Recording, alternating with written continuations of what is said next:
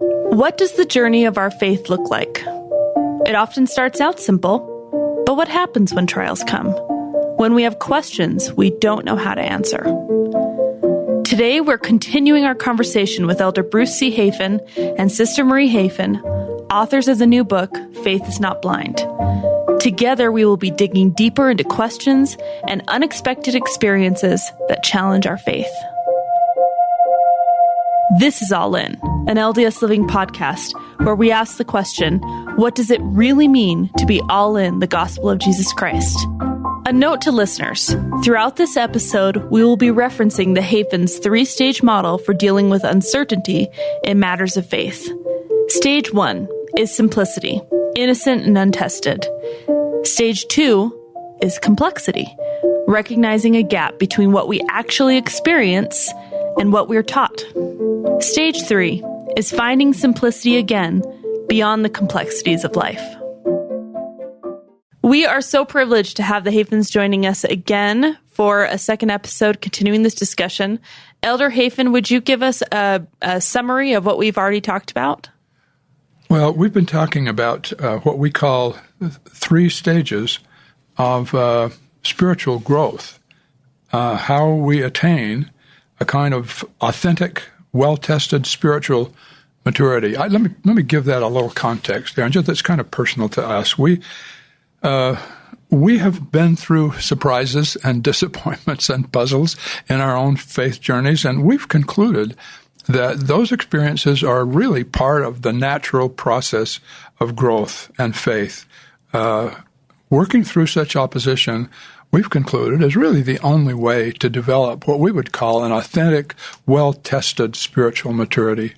The reason I chose that way to summarize is that we've personally concluded, rather than this being a scary subject, it's really a very important, positive, energizing experience, because our focus for us and in our conversation with you is how can we learn from hard experiences, what we've been calling complexities? How can we learn from them rather than being kind of knocked over by them or disillusioned or uprooted by them? Some people run across things they haven't heard before, and they're conditioned by the internet to say, somebody lied to me about this. And maybe, I don't know if you would have caught this example. It's a little one in the book, but it was so real. From Grandma and Grandpa Camp, we each year we have Grandma and Grandpa Camp for our. Oh, I was going to bring it up because I want an invite next year. Okay. No. Well, anyway, I'm you can come. Thank you. This was a patriotic theme. Camp happened to fall the middle of the early part of July. We hadn't done a lot of patriotic things. We've done a lot of musicals and other things, but a theme for the day before we do our activities. You have your grandkids come. Of a certain age group, they come to the house, and because we have a whole bunch of them, it's just so fun. It's scriptural about making a joyful noise unto the Lord.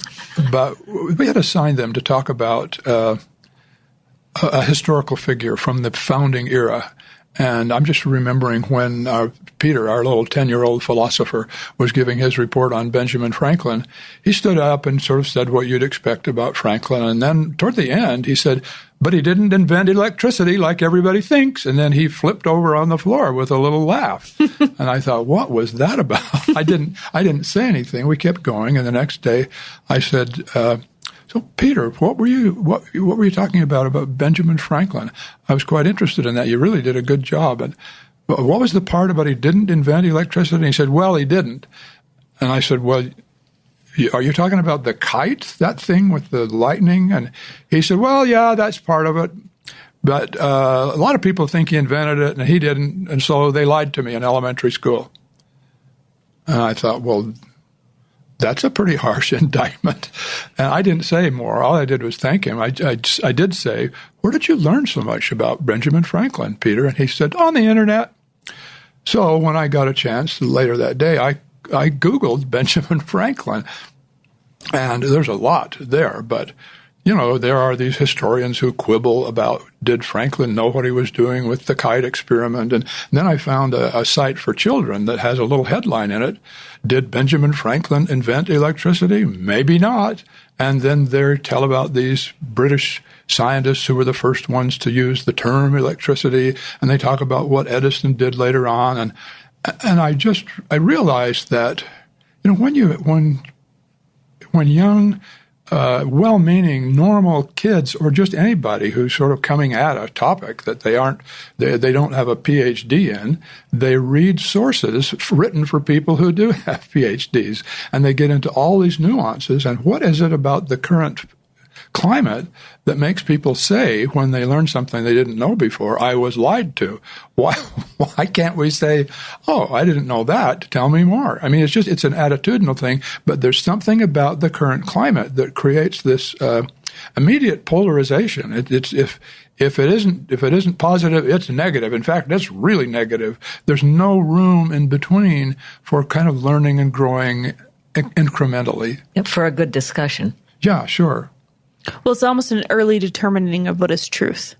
Yeah. Right? Like we very quickly want to determine what's true before going through the process of exploring. Right. And sometimes people would rather be certain than right. I mean, they want to take a position and say, that's my position and I'm certain about it. Mm-hmm.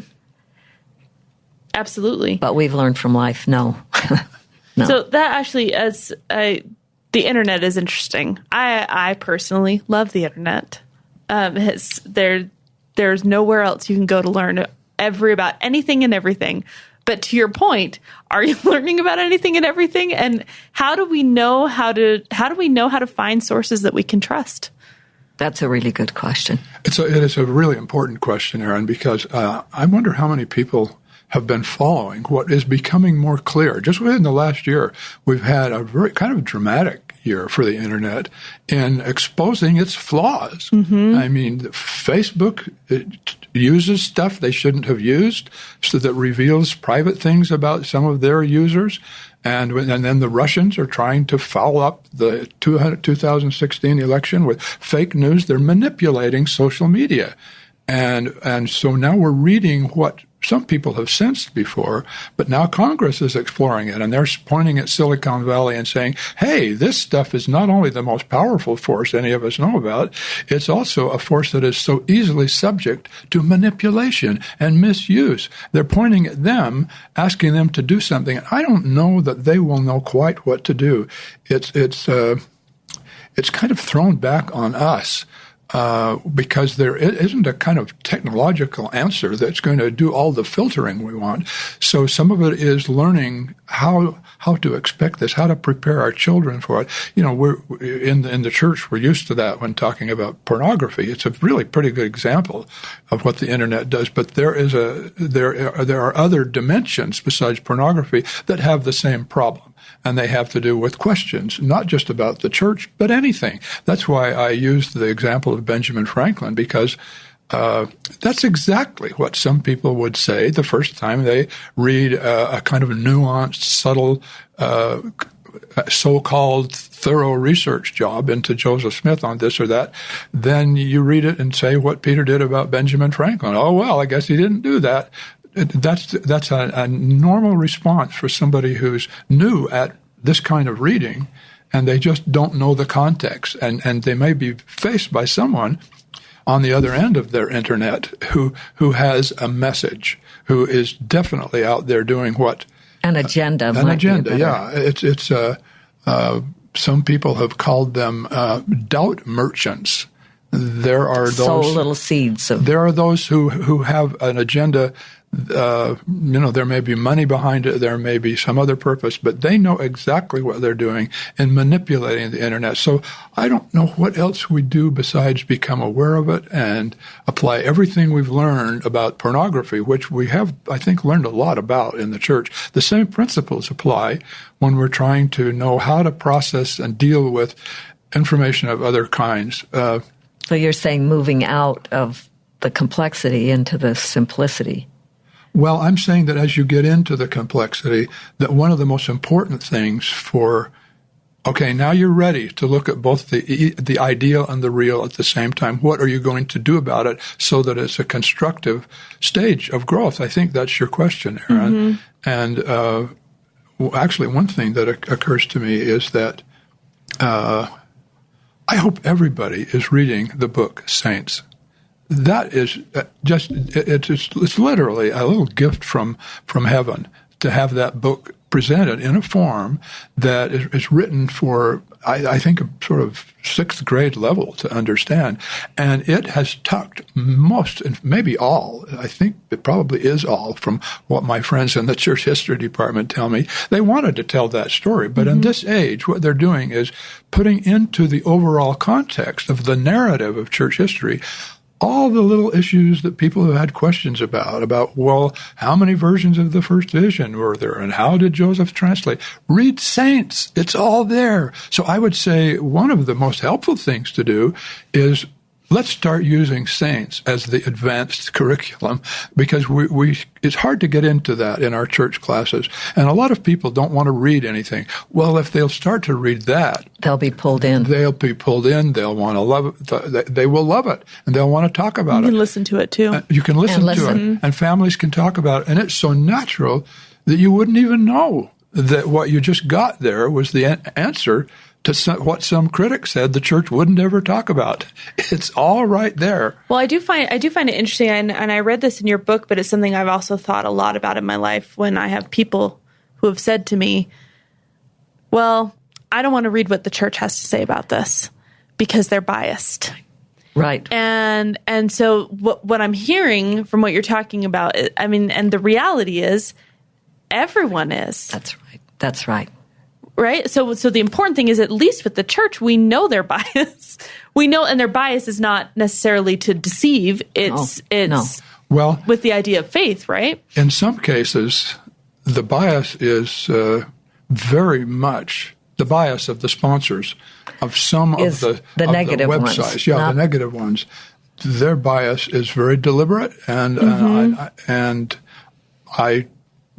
very sincere in believing that the church has totally lost the plot. And they're very sincere in wanting to help other members of the church realize these guys have lost it.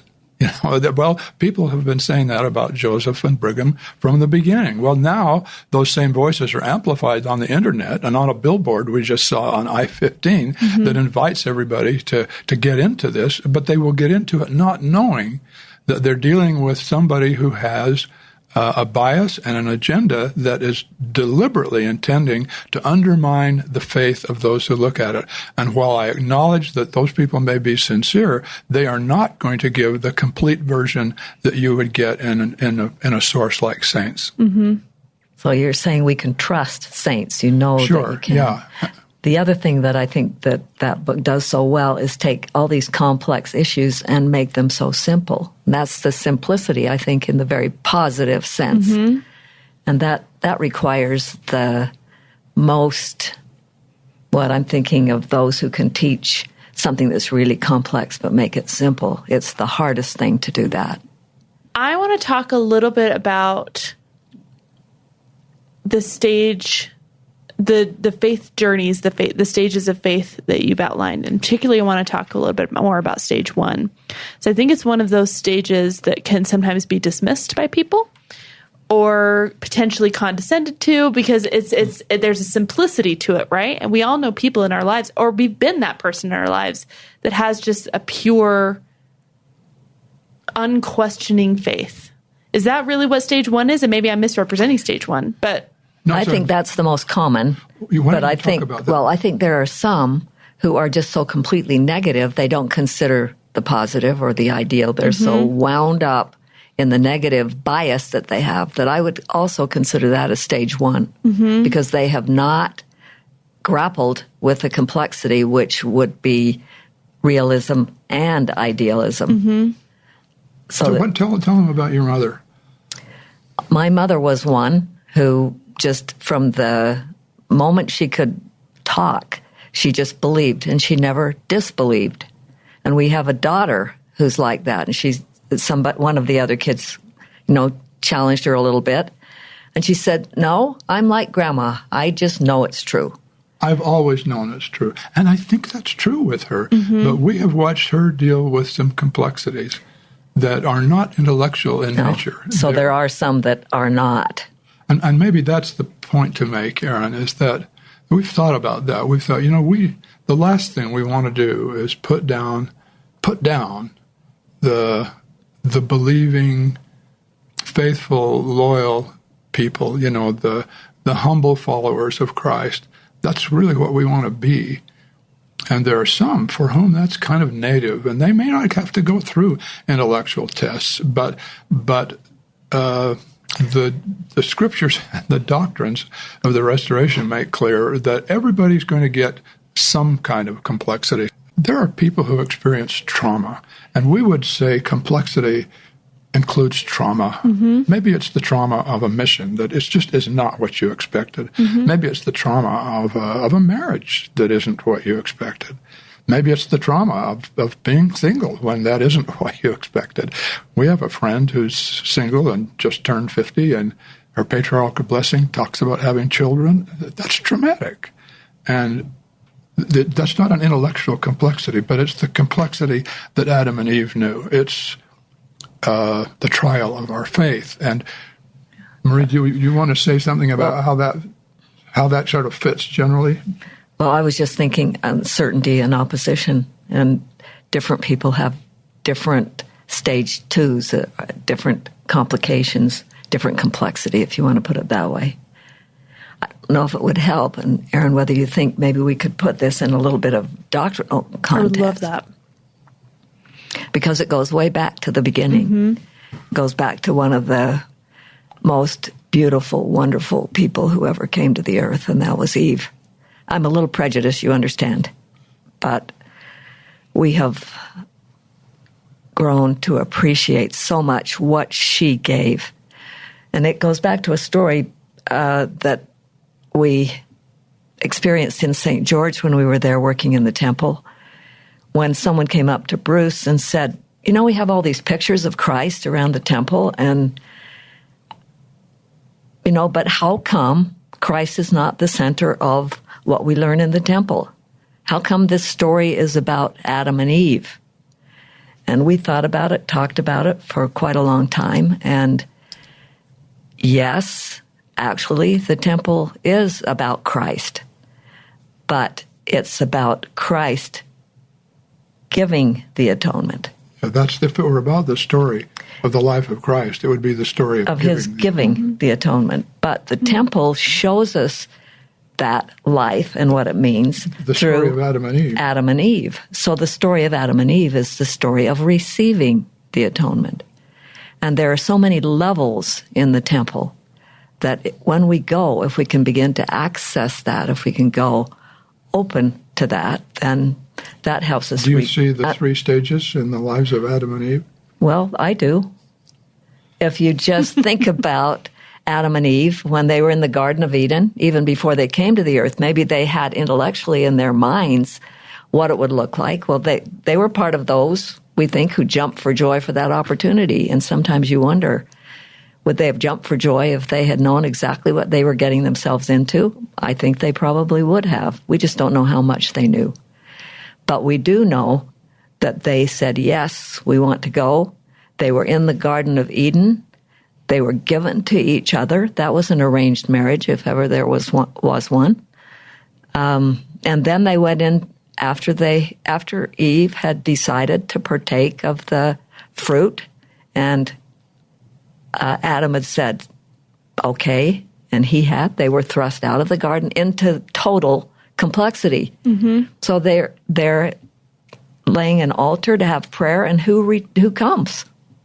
It's Satan. It's not their father that they had hoped and expected. So they had something immediately difficult to have to deal with. But then they used what they had learned already and said, we want to talk to somebody else. Have you got somebody else up there? So, Heavenly Father, we're looking for your messengers.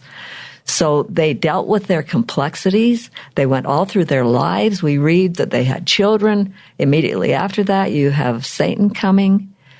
It wasn't until later on they had all the challenges of Cain and Abel. But after they had been out praying and in mortality on the earth, the angel came to teach them, right? And what did Eve say after the angel came? What did the angel teach them? What did the angel teach them about? First he asked a question. Why are you doing this? Why are you doing this? I was just... Why are you offering sacrifice? Yeah, why are you offering sacrifice? I was just going to, we're offering sacrifice because the Lord told us to do that. We don't know the reason why. And then the angel starts to teach them about redemption, about what is this life for? Christ's role, God's role, their role. And then they understand. It was then that Eve said, and we got Moses 5. I really like Moses 5 on the Adam and Eve story, chapter, the verses 10 and 11, where she said, if we hadn't partaken of the fruit, we would not have had seed, no children. We wouldn't know the joy of our redemption. So she was glad. That's the word that's used there. So I have grown to love Eve and the courage that she had, not only to partake, but to go from there out into the world and learn from their experiences, knowing that the atonement was coming. They didn't have that in the past to rely on. They knew that was in the future, a long ways ahead. Maybe we could say that because of the atonement of Christ, they could learn from their experience without being condemned by it. And we could say that same thing about other people's complexity, yeah, intellectual that's what I was thinking too. Because of the atonement and the gospel, we can learn from the hard things, the complexities, without being condemned by them, without being stuck in them. And that's just stages 1, 2, and 3. They can be strengthened by them. It's doesn't have to be a deficit. And maybe one P.S. I could add to that, Aaron. We were talking with one of our kids, who's actually helping us on this project a little bit, who lives in the East. And after we've been talking about some of this that we've just been discussing here, he made this observation which has kind of stayed with us. Let me see if I can recall it. I'll be paraphrasing. But he said something like, if we're not willing to give the Lord and his church the benefit of the doubt in close cases, and when we're in stage 2 complexity, if in that stage we're not willing to give the Lord and his church the benefit of the doubt in a close case, it won't be long until we will be unwilling to go down the road of faith and sacrifice at all. Whether that's a mission call, whether it's a church call, whatever it is, we will have become skeptical about the whole thing, and we will not go do the things. I guess the way he put it was, if we don't go down the road of sacrifice, we will never discover the happiness that waits for the saints, because you only get there by paying the kind of price that Adam and Eve did, or that the pioneers did. You know, not all the pioneers gave up and said, this is too hard, but some did. And so that shows us it's pretty normal for people to get stuck in their complexity, disillusioned by it, irritated, annoyed, angry, feel betrayed. That's all that's been happening for centuries. Well, you mentioned skepticism. I'm curious, when does it help and when does it hurt? Is there ever a time when skepticism can help? Because, I mean, we all experience skepticism in our lives. You mean when you say, oh, that can't be right, or that can't be true? Yeah, and maybe...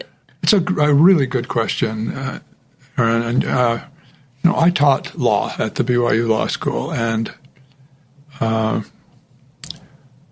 we were trying to teach our students, especially in their first year. I guess I could liken the 3 years of law school to the 3 stages of dealing with complexity. I remember one student just back from a mission who said, I have a low tolerance for ambiguity.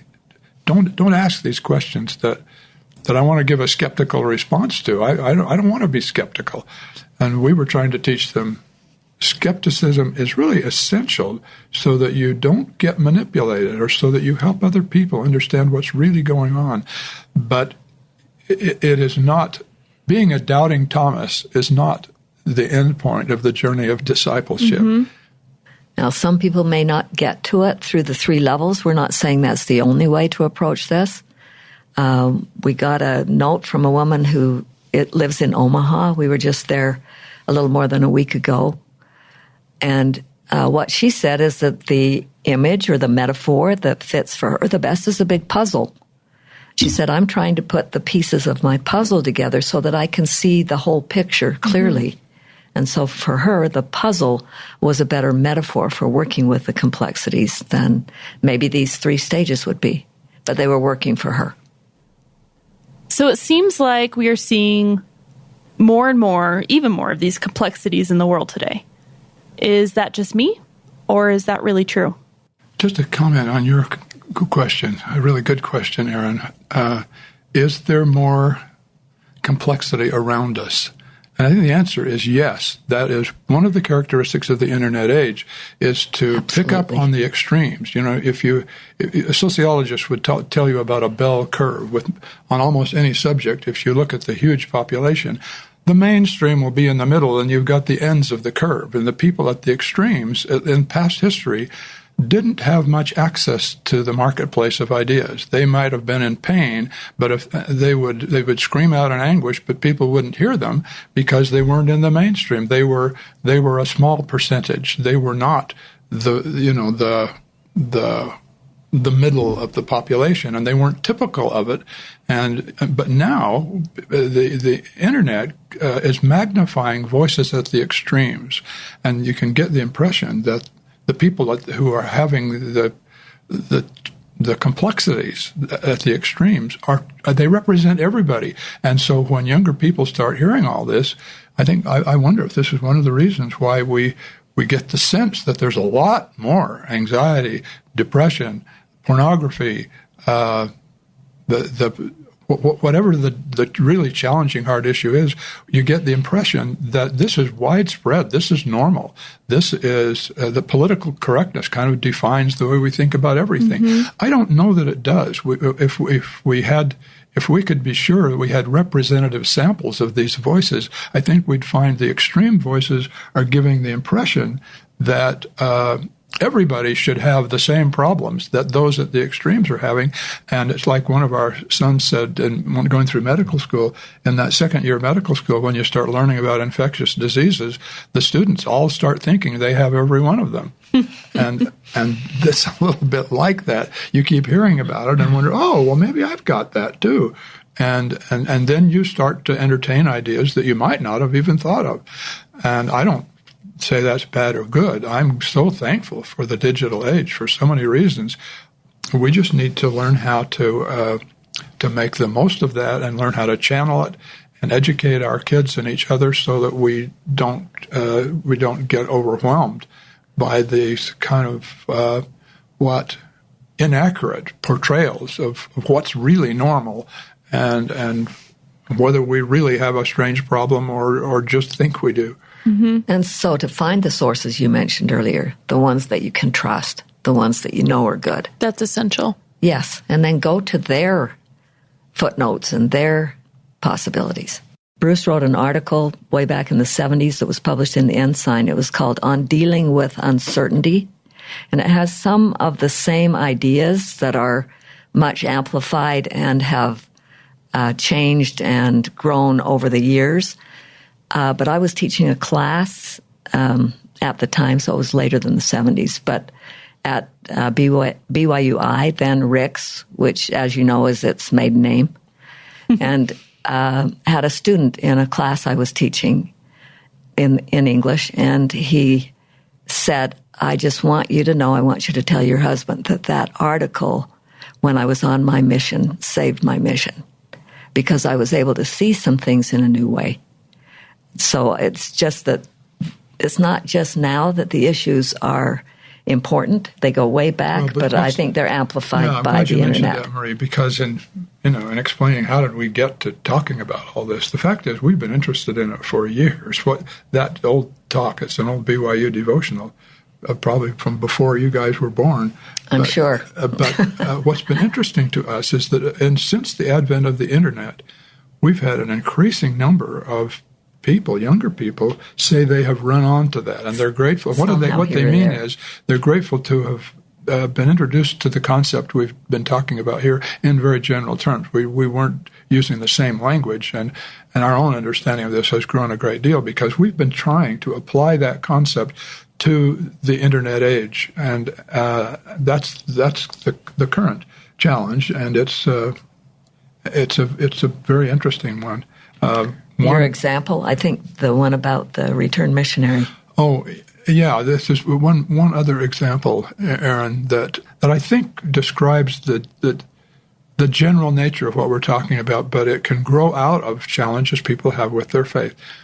We knew a family from another country years ago quite well, and one of their kids grew up and went on his mission to a place in Utah. He was a wonderful missionary. And when we were in the St. George Temple, a family came to be sealed in the temple and said he had been their missionary. We recognized his name, and we didn't know for sure where he was. And then they said, oh, well, we wish he could be with us here in the temple. He is still here in Utah, but he left the church after his mission. And we were stunned and said, do you have any idea why? And the father said, well, the only thing he said to me was, the church just didn't meet my expectations. We found that a very memorable statement because I think it was for him, it was true. He expected the church to do certain things or to be a certain way. He was kind of determining what it was going to be. So any surprises were not pleasant ones for him. And instead of Heavenly Father, you mean? instead of letting the Lord kind of take him where he needed to go, he was basically dictating by his expectations where he wanted to go. And so when he didn't go there, that the church had failed him. And that reminds us of a story we've shared. I may invite Marie to tell you this one, but expectations, interesting problem. You know, you're about to be thrown into the fiery furnace, but if you will confess in the false god, we won't throw you in. And they say, well, just throw us in. He will deliver us. But if not, throw us in anyway. They had the right expectations. They weren't faithful just because they knew they'd get saved from a fiery furnace. They were faithful whether they were burned or whether they weren't. That's where the story is. So it was but if not. And I'll just invite Marie to tell you about... there's a contrast to that. This goes back to a wonderful song that's in the Swedish hymn book. We've actually sent it in to be considered for the new hymn book with a translation that was done by a member of the church who was translating for us when we were in a meeting in Sweden. It's called Day by Day. But it was written by the words were written by a woman named Lena Sandelberg, who was a well-respected, well-known poetess, who wrote hymn words. And her background was that she grew up in the home with her father being a minister. And their association, their relationship was so close that he had a little desk for her in his office so that she would write and color in his office, and grew up with a very close relationship with him. And when she was 26, they were crossing a lake and a storm came up suddenly, and her father was washed overboard and drowned in that accident. And she was devastated. She didn't know how she was going to live life. But eventually she overcame that, and her trust in God led her to want to express how she was feeling in these hymns. And another man who played the guitar extremely well, Onfelt was his name, wrote the music. These hymns are the favorites of the Swedish saints, this particular one, because it states what our translator said was the attitude of this woman. And her attitude was, her faith was based on trust and not on blessings. And therefore she could withstand any trial. We've thought about that a lot. That's stage 3. That is stage 3. Yeah. Trust me. It'll be good. It'll be good. Over Over the course of these 2 episodes, we've illustrated what faith looks like for many and have seen how, frankly, different it can look. So, I just have one final question. What does it mean to you to be all in the gospel of Jesus Christ? Aaron, I've been waiting for weeks to give you my first answer to that. It means to be all in the gospel means to be utterly exhausted. You know, I am all in. And yet that's not a completely funny answer. Yeah. Because when you throw yourself all the way in, there are times when you are exhausted, and it's a price worth paying. And some people don't want to do that. They see what happens when you just sort of spend yourself, and you are so exhausted that it's too hard. And there are some who hold back. So when you say what's all in, there's a price that goes with it. Yeah, I would just agree with that and say, for me, the temple is all wound up in that all in, because that has come to mean so much for me and to me, because Christ is all wound up in the temple. He has given us the ordinances and the covenants of the temple and made it possible not only for us to be resurrected, but to become like him. And the temple teaches us the way he taught Adam and Eve. How do you receive the atonement in a way that helps you become like he is? I just express my gratitude and growing knowledge of him, growing tenderness in my gratitude to him. Glad Marie would mention that about Christ. I once discovered in the scriptures the place of the word all, so I'm really glad you used that. The man who sold all that he had so that he could obtain the pearl of great price sold all that he had. That's us. We give all. We hold nothing back. And then we read in the 84th section of the Doctrine and Covenants that those who are faithful will receive all that the Father hath. So we give all, he gives all, and we're all in. Oh, thank you. Thank you for your testimonies, for the thought, and for all the work that went into this beautiful book. I encourage everyone to read it. I'm just very grateful for your time, so thank you for... Thanks. Thank Tell you. them how short it is. Talking. Oh, yeah, the book is really short. Thank you to the Hafens for such an enlightening conversation. Their new book, Faith is Not Blind, is one you won't want to miss and can be found at Deseret bookstores. To listen to more episodes of All In, visit ldsliving.com/allin.